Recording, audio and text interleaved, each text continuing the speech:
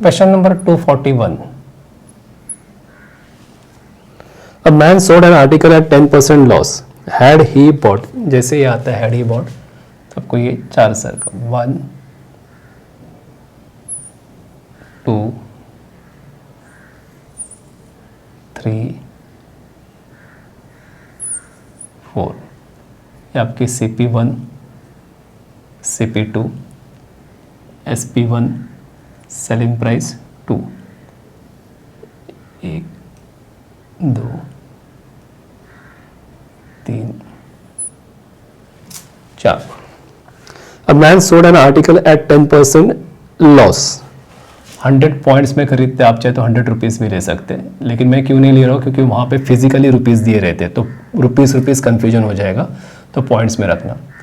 A man sold an article at a 10% loss, तो इस पर 10% का लॉस है, तो इसका 10% कितने होते हैं 10 पॉइंट्स. ठीक है, तो ये कितना हो गया 90 पॉइंट्स. ठीक है. A man sold an article at 10% loss. Had he bought it for 10% more?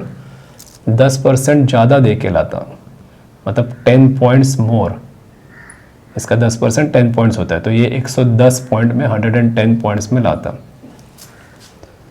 A man sold an article at 10% loss. Had he bought it for the 10% more and sold it for rupees 20 less? और इससे 20 रुपया कम में बेचता, 20 less, he would have lost 20%.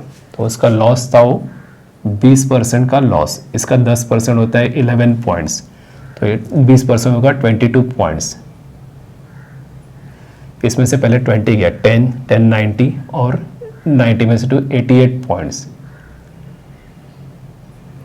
ठीक है, ये price होती है. तो ये 90 का 88 पॉइंट्स हो रहा है, मतलब ये 2 पॉइंट्स कम हो रहा है, 2 पॉइंट्स.